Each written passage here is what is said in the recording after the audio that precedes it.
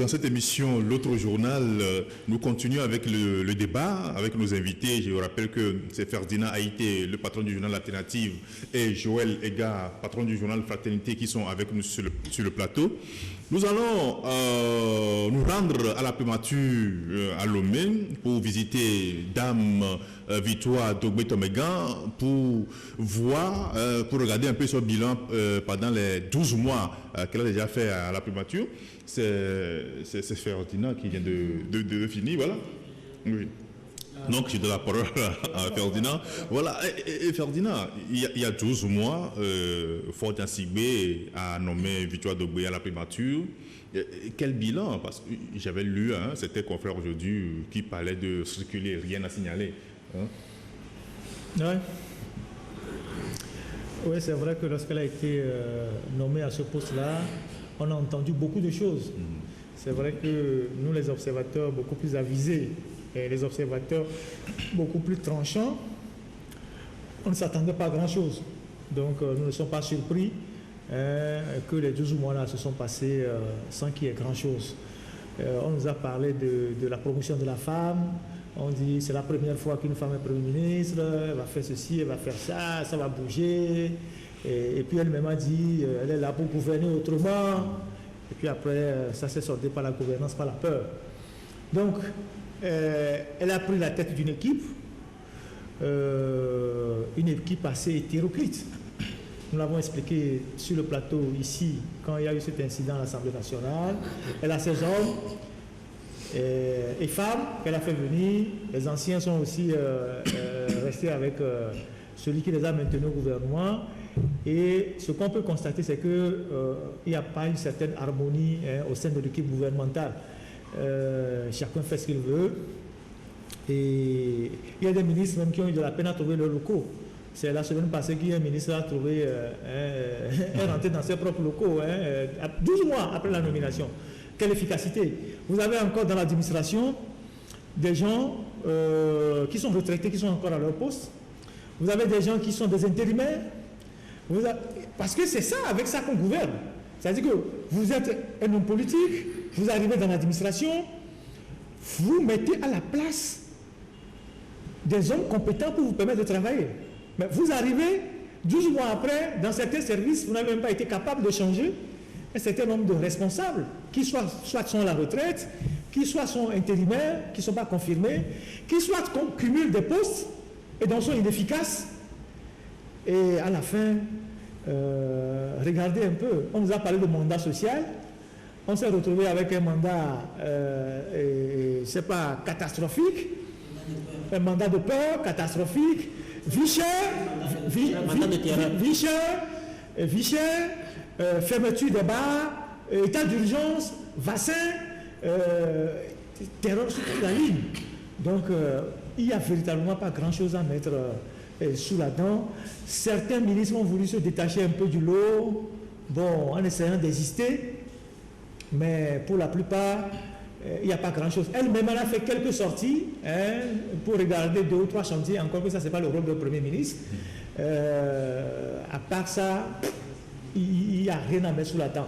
Au point qu'aujourd'hui, au sein même du régime, il y a des voix qui ne se lèvent pas encore, mais qui bourdonnent, qui disent que c'est une équipe totalement inefficace, qu'il faut penser réaménager le gouvernement. Est-ce que le chef suprême du parti va écouter cette branche-là qui commence par bourdonner, parce que le cas le plus délicat à gérer sera le cas du Premier ministre. Parce que si elle sort de la primature maintenant, c'est qu'elle sort pour de bon. Voilà. Et donc, non seulement elle sort pour de bon, mais on aura le sentiment que c'était un échec total et que son arrivée n'aura rien servi. Donc, connaissant celui qui tire les manettes, plutôt, il va peut-être laisser pourrir encore un peu. Encore, peut-être 6 mois, presque 2 ans, et puis on va dire, bon, maintenant on change de Premier ministre parce que l'équipe n'est plus vraiment efficace, quoi. Donc, 12 mois, ça n'a pas servi à grand-chose, rien du tout. Les problèmes sont intacts, ils ne se sont empirés. Partout, ça crie. Un Premier ministre qui est une mère de famille, quand on licencie 3000 personnes, elle devait prendre la parole Oui, mais Elle devait prendre la parole. Elle a tenu longtemps le portefeuille de la promotion de l'emploi des jeunes. Voilà, elle a tenu longtemps le portefeuille de la promotion de l'emploi des jeunes. Quand on licencie 3000 personnes, Premier ministre dans un pays, elle doit parler, elle doit se prononcer. Parce que 3000 personnes, ce n'est pas 300 personnes, ce n'est pas 30 personnes dans un pays. Et donc, quand des gens comme ça observent le silence, ou tentent même de charger les employés, hein, en prenant le parti des employeurs, vous comprenez que bon, on n'est pas sorti de l'auberge. Donc, on n'attendait pas grand-chose de cette dame-là. Elle était obsédée par le poste de Premier ministre. Elle le voulait depuis longtemps. Elle l'a eu. Et comme le poste de Premier ministre au Togo est toujours infusible, après 2 ou 3 mois d'euphorie, c'est ça, d'euphorie, de bling-bling, de matu vu, on rentre carrément dans une léthargie où on ne contrôle plus pratiquement rien, les ministres ne viennent plus rendre compte, chacun va rendre compte directement au chef, et puis chacun continue de tracer ses sillons dans son département. Si vous voyez au conseil des ministres, vous vous dites bonjour, c'est fini, et puis bon, on se retrouve au prochain conseil des ministres, quoi. Donc, je ne vois rien qu'on puisse mettre sous la dent, quoi. Donc, voilà ce que je peux dire par rapport à ces 12 années. Encore que je me pose la question, où sont certains ministères? Le ministère de la promotion de l'investissement, c'est où? Non, ça doit être... Non, mais pas de bâtiment. Non, pas de bâtiment. Quelque part dans la ministère du commerce.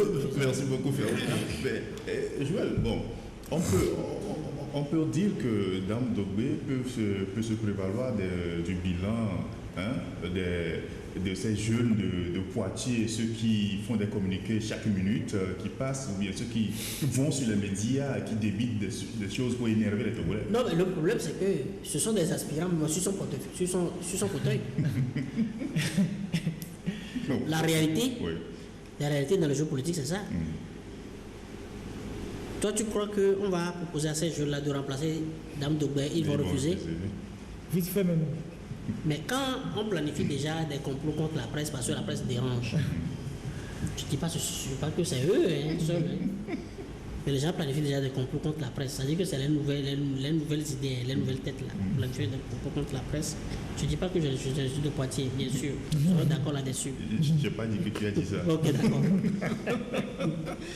Alors, quand on est déjà réfractaire à la critique, vous croyez que... la résultante, c'est qu'on a des ambitions politiques que personne ne peut quantifier, que personne ne peut contenir. Un an de Dogbé, à part ces communiqués qu'on a... Ces communiqués... Moi, j'apprécie certaines initiatives, mais sur ce plateau, j'ai dit, si ces initiatives étaient plus holistiques, il y avait une réflexion politique derrière, peut-être Dogbé pouvait se les mettre à son actif aujourd'hui. Mais à part ça, là, à part ces quelques initiatives-là, à part ça, qu'est-ce qu'on peut comptabiliser aujourd'hui? Mais Ferdinand disait tantôt la réflexion et le téléchargement pour voir s'il faut pas reformer le gouvernement, etc. Mais ce que moi je voudrais dire, c'est que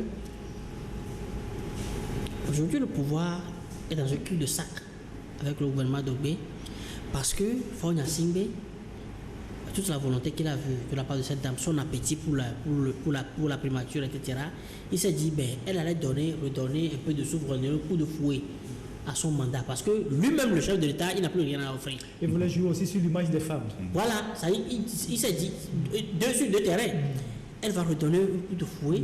C'est une femme. Parce qu'elle a au moins la capacité de narguer les barons, qui avaient une liberté de péto, qui s'offraient tout et rien, sans rendre compte à qui que ce soit. Dogbé, au moins, l'utilité de Dogbé, c'est de force l'utilise pour narguer ces barons dont que lui-même n'a pas la capacité d'affronter directement. Alors, mais on amène Dogbé et on se rend compte que 12 mois, d'abord, d'habitude, dans ce genre de gouvernement, on fait le bilan. Vous voyez, Kodjo, dans ce pays, quoi qu'il était dénoncé, etc., il a fait son bilan de 100 jours. C'est un administrateur. Oui, son bilan de 100 jours. Et il se préparait à faire le bilan de 1 an quand Agboibo est venu à faire l'accord. Elle est venue le dégager. Elle est venue le dégager. Alors, Je sais que De Gaulle, dans ses calculs, avait prévu faire son bilan de 1 an. Mais il y a la fin des vaccins qui est venue. Le 15 septembre, moi j'ai dit il faut qu'elle retourne à Baroubé pour demander qu'est-ce qu'il y a.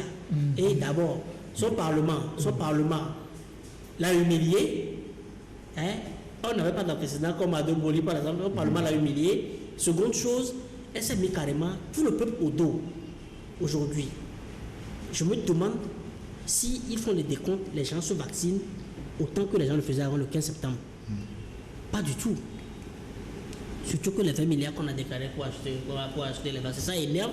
Parce que c'est une mauvaise communication. Vous dites 20 milliards pour acheter des vaccins On va vraiment parler sur lesquels les gens ne sont pas d'accord, pendant qu'il y a des besoins et des urgences sociaux.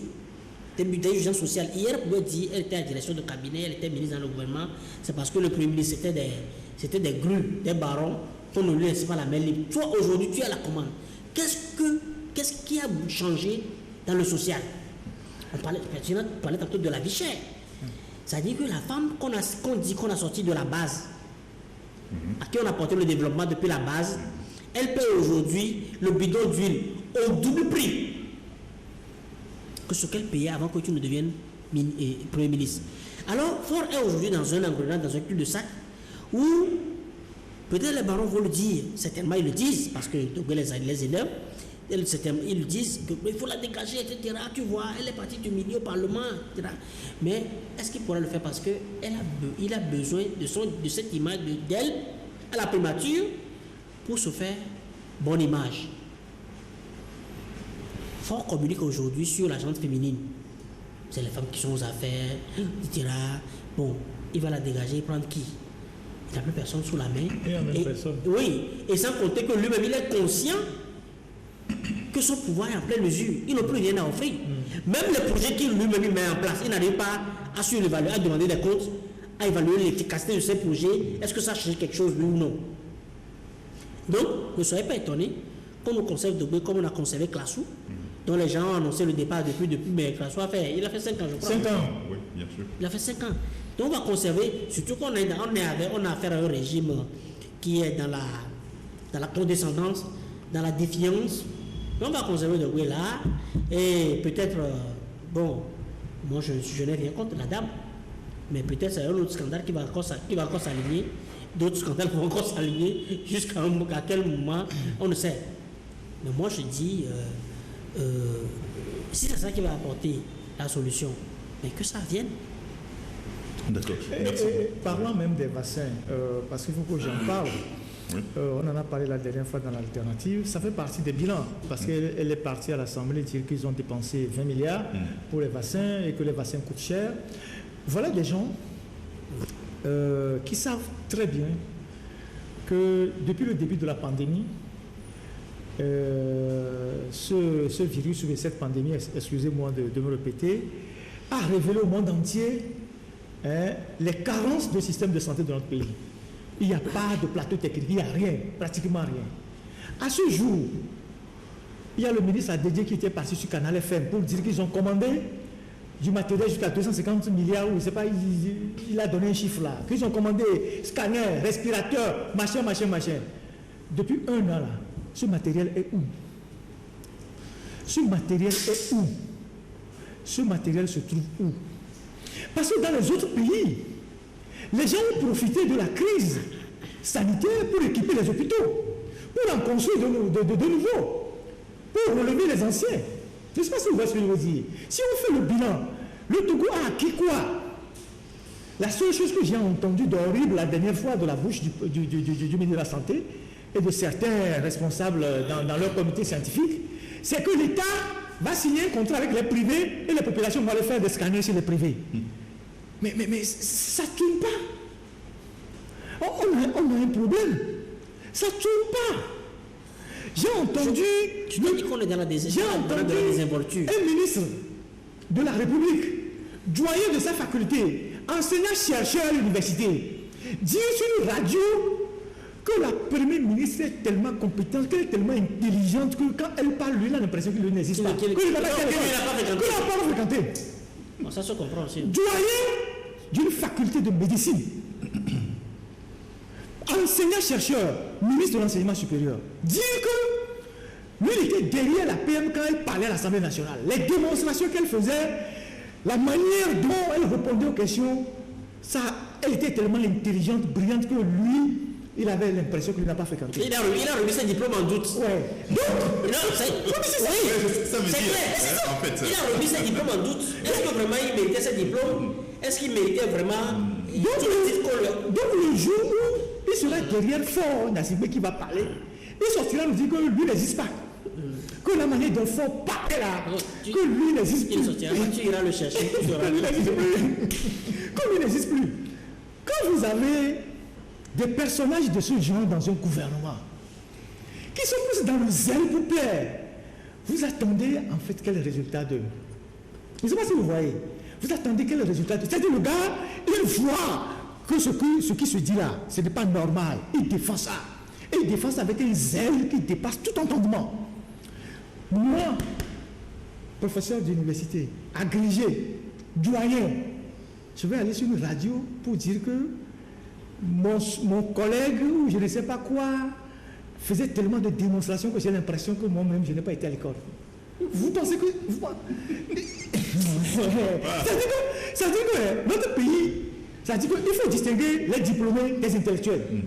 Oui. Les diplômés nocifs des intellectuels. Non, il faut distinguer ça. Ça, c'est un autre débat. Ça veut dire que ce qui se passe dans ce pays sort de tout entendement. Et donc, j'en viens à la question des vaccins. Avant que Joël ne prenne la parole. La dernière fois, on a fait un calcul simple. Comme ils font généralement le compte des morts, pour dire chaque jour, il y a 2 morts, il y a 3 morts, il y a le nombre d'infectés, le nombre de guéris, et ils ferment les bars, les restaurants, parce que le taux, la courbe est en train de monter. Depuis le début de la crise, là, ils ont instauré des taxes à l'aéroport, PCR. Ils prenaient 40 000 francs par passager. Aujourd'hui, on peut faire le calcul. L'État dit dans ce pays que l'aéroport de Lomé est devenu la 2e plateforme de l'Afrique de l'Ouest. 2 millions de passagers par an. 2 millions de passagers par an. Depuis 2016, quand ils ont construit l'aérogare. Maintenant, avec la crise, on est en moyenne 500 000 passagers par an. Environ 800 000. Oui, il dit entre 500 et quelque chose mille. Il a donné un chiffre comme ça. Vous pouvez retrouver le chiffre sur le site de l'aéroport. Il a donné un chiffre. Quand vous multipliez les 40 000 francs fois le nombre que les statistiques que l'aéroport même a donné, c'est-à-dire l'AISEC et l'ANAC, nous sommes à peu près à 40 milliards de recettes en 12 mois. Ça, on ne compte pas les analyses à Institut d'hygiène pour les gens qui veulent aller dans les restaurants, on les oblige à faire les PCR. On ne compte pas les doubles analyses. C'est-à-dire, vous rentrez des vacances avec vos enfants, vous voulez repartir, on fait le test, on dit Joël, lui, il n'est pas positif, mais ces 2 enfants sont positifs. Donc Joël est obligé de laisser les enfants. Les enfants sont là, on fait les tests encore une deuxième fois, on dit le deuxième est positif, le second, lui, il est négatif. Il m'attendait encore. 4 fois le test. Tout cet argent-là, ça va où? Donc si vous faites les comptes des morts, faites les comptes de l'argent que vous engrangez depuis 1 an. Je vous dis qu'on nous tourne autour de 40 milliards. Sans oublier les gens qui vont mettre dans les hôtels en quarantaine. Les gens payent 500 000. Dans les hôtels, il y a des cafards. Il y a des gars qui m'ont alerté ici, sont rentrés d'Angleterre. Vous savez que l'Angleterre était sur une liste rouge. Ils sont arrivés ici, on les a mis dans des...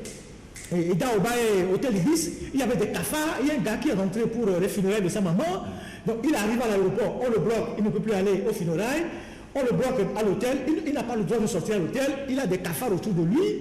À un moment donné, il dit, mais si je ne peux plus faire ce que je suis venu faire au pays, je retourne à l'Angleterre. Le soldat dit, ne bouge pas. Il est arrivé au main à une altercation avec le policier.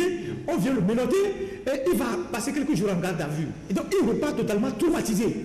Et donc, il y a des cas comme ça. Il y a une dame, elle était à Ibis là-bas. Il y avait que des comment ça s'appelle, les petits lézards là, les geckos. Et les cafards dans la chambre. Et ils ont payé 500 000. Donc, tout cet argent qu'on raquette aux gens là, il faut qu'ils nous fassent le compte. Ça fait partie du bilan. Ils ne vont pas seulement nous faire le bilan des morts. Pour nous dire qu'il faut qu'on ait peur parce qu'il y a des morts. L'argent qu'ils engrangent là. Parce qu'avec cet argent là, ils peuvent équiper les hôpitaux de scanners. S'ils ont 40 milliards, et ils prennent 20 milliards pour commander les vaccins. Encore qu'il faut vérifier si on peut les vaccins à 20 milliards. On peut sur quel livre budgétaire les vaccins à combien? Et ils ont commandé ça où? C'est sur quelle ligne budgétaire ils ont pris les 20 milliards. Ils n'ont qu'à nous faire les comptes des 40 milliards qu'ils ont engrangés au moins les 12 mois. Il faut dire 40 milliards minimum. Oui, au minimum. Au minimum. Et avec cet argent-là, on aurait pu mettre un scanner à Kara, un scanner à Tapao, un scanner à Tapamé, un scanner, je ne sais pas, 2 scanners à Lomé, parce qu'il y a des CHU à Lomé, parce que le scanner est le matériel qui rentre en ligne de pointe dans le diagnostic de Covid. Je ne sais pas si vous voyez. L'argent là, qui gère ça? Ils n'ont qu'à nous faire les comptes. Donc voilà les choses que Toméga doit nous dire. Plutôt que de nous dire non, il faut qu'on fasse le vaccin, l'État dépense beaucoup d'argent. L'État ne dépense pas l'argent. C'est l'argent des contribuables togolais. C'est-à-dire que les 40 milliards là, ils les ont pris dans les poches des voyageurs. Ils les ont pris dans les poches des voyageurs. Donc, il n'a pas dit que non, que ça coûte cher. Parce que c'est les voyageurs qui payent ça. Donc, généralement, il faut dire que il n'y a rien à mettre sous la dent. Et comme je le dis, ce pouvoir est frappé par l'usure. C'est-à-dire que c'est l'usure totale. C'est-à-dire qu'il ne peut plus rien faire. Il peut même ramener le directeur des FMI actuel. On peut réveiller Einstein. Ils ne vont rien faire. On peut réveiller Einstein et le mettre à disposition. Parce que si vous observez très bien le pays est en train de tomber par pan, secteur par secteur. Je ne sais pas si vous voyez. Si l'un des premiers magistrats, je dis l'un des premiers responsables de la justice vient dire ou saurait communiquer pour dire que des juges ont créé des tribunaux à la maison et ont créé des églises, ils vont traiter les affaires du tribunal. Dans un État.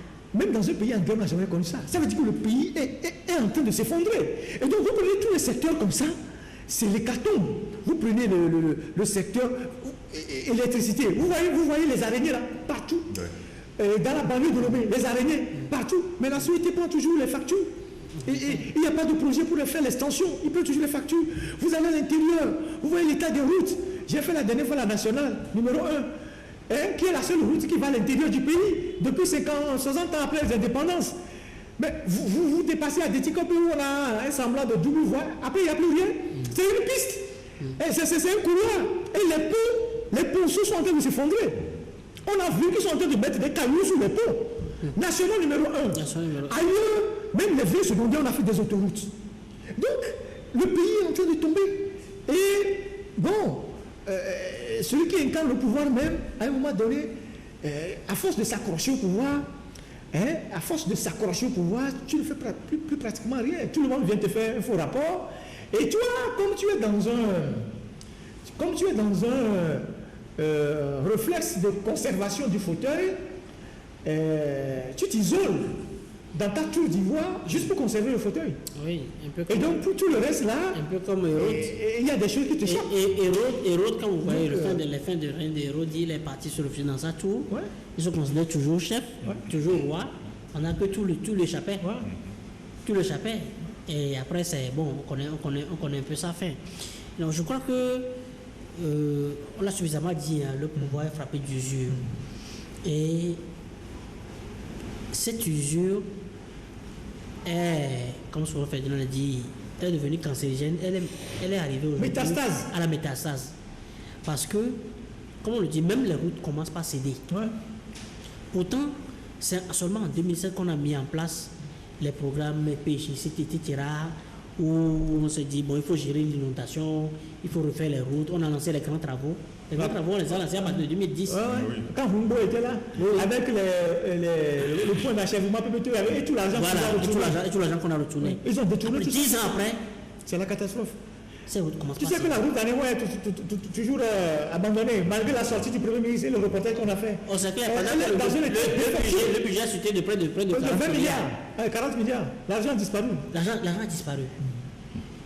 Et ça fait partie d'un projet régional. Oui, mais de corridor. À un moment donné, il faut s'appeler à son propre tribunal. Et là, on constitue un tribunal. Parce que nous parle du libre arbitre, non? On parle de libre arbitre. Et là encore, si ton libre arbitre travaille encore. Parce que à force de se mettre sous le matériel, ton humain finit par disparaître. C'est-à-dire que tu ne sais même plus là où tu es devenu comme un zombie. Tu ne sais plus là où, vers où tu vas. On a dénoncé dans ce pays des gens se sont enrichis. Près de 500 milliards de tournées sur 10 ans dans le pétrole gate. La meilleure chose qu'on a trouvé à faire, c'est de ramener d'autres amis, d'autres copains. Pour continuer le même. Pour continuer. On ne sait où circule cet argent. On est là, vous avez laissé des citoyens, et permettez-moi que je parle de cette affaire qui concerne certains confrères. Des gens se sont installés pour récolter l'épargne des citoyens. On parle de près de 8 milliards dans cette histoire de trading. L'État protecteur n'est pas là. Or, on vient de sortir d'une crise électorale. Enfin, on est en pleine crise post-électorale. Vous n'avez pas trouvé nécessaire d'arrêter cette bêtise. Et quand vous avez dit on a interdit, vous laissez les gens disparaître avec les milliards. Et c'est maintenant qu'on fait le tour pour mettre la main sur des petits lapins qu'on met au Youf. Et on croit que. Et il n'y a plus d'argent. Et il n'y a pas d'argent. Et on croit que quand on fait ça, le peuple ne comprend rien. C'est-à-dire, nous sommes des zozos, et personne, même la dame qui est au marché, elle ne comprend rien. C'est le contraire. Mais le paysan, avec sa roue, il comprend parce que au village, les gens savent comment on gère les choses communes. Comment on gère les hommes. Un marché, poumon de l'économie du pays, a brûlé. On n'a jamais connu les auteurs. 8 ans après, on n'a pas construit ce marché. On n'a pas construit ce marché. On est parti poser la première pierre. Ouais. On n'a pas reconstruit. Et on disparaît. On n'a pas reconstruit ce marché pour les femmes. 8 ans après. 8 ans après. Ça veut dire que le pilotage n'est même plus à vue. C'est-à-dire qu'il n'y a même pas de. Non, c'est avant. Pas de capital. Le pilotage est avant. 8 ans après, on n'a pas reconstruit le marché qui est tout poumon de l'économie nationale. C'est comme demain on vous dit que, je donne un exemple, un secteur essentiel du Togo brûle et on laisse ça comme ça en jachère. Et on ne fait rien. Et après on dit que non, on veut relancer l'économie. On veut encourager la consommation locale. On fait ça. On appelle les investisseurs. À venir. On appelle les investisseurs à venir. À venir. Ouais. On a au port, les incendies se sont alignés. C'est en 3 mois, on a eu 3 incendies. Les cotons de Burkina, Burkina. On n'est pas arrivé aujourd'hui à identifier la cause. Pourtant, on dit le port autonome est le meilleur en matière de sécurisation, d'assurance. Le projet de Kelly et Chance pour 80 milliards, piloté par Orabank. ECP. ECP. Le projet est aujourd'hui, les machines sont arrêtées de tourner. Est-ce qu'ils ont une fois tourné d'ailleurs? Oui, justement, ils ont une fois tourné. À peine, on était en phase de test. Et il y a eu un incendie. On se rend compte que dans l'histoire du Togo, on a conduit le même projet et TCL. Le projet TCL qui, eux-mêmes, ils ont même commencé. Et dès les premières productions, il y a eu un incendie et ça n'a rien donné. On n'a pas pris ça en compte, on n'a pas pris cela en compte. On préfère aller inaugurer, sourire et puis on s'en va. Mais moi je dis, l'usure n'est que l'expression de l'incapacité de la mauvaise, le manque de volonté de bien faire. Parce que quand tu as la volonté de faire, mais tu t'entoures des bonnes personnes. Et demander des comptes là, ça, on a besoin de compétences pour ça. Non, demander des comptes. Je vous ai demandé de me faire ceci, tu m'as promis de me faire ça. Tu as l'obligation de résultat. Moi j'ai l'obligation de moyens. Je donne les moyens. Où est mon résultat? On a besoin d'être hyper puissant, d'une compétence pour ça. On est en pleine mesure. Je crois que les 1 an de Dobé, eux-mêmes, ils savent très bien. Peut-être que nous, on ne fait qu'une évaluation, une petite évaluation. Eux-mêmes, ils sont conscients. Ils savent à quel niveau on doit estimer leur échec. C'est 80%. Et parler même de... Non, pas parler même de l'échec du gouvernement Dobé, mais de l'échec du régime. C'est le système. C'est le système. Non, elle ne pourra rien, c'est le système. Mais vous avez un système qui avait... C'est le système. 15 ans, vous avez commencé les projets de grands travaux. La moindre des choses, c'est qu'on voit la croissance économique prendre une envol. C'est le système. Le minimum. Tout ce que vous avez investi. C'est le système. Vous êtes accès universel à l'électricité. Et le projet, vous l'avez lancé. Vous faites du solaire. Vous avez fait les routes. On a desservi des localités. Mais quand quand ça ne marche, quand ça ne va pas, où est la croissance du Togo aujourd'hui? Le Ghana n'a pas mis autant de temps pour faire rentrer sa croissance dans les 2 chiffres. Le Ghana n'a pas mis autant de temps. Le Ghana n'a pas mis 10 ans pour faire décoller sa croissance. Donc, le problème, c'est l'usure et le manque de volonté qui donne l'autre déduction que moi je ne veux pas dire.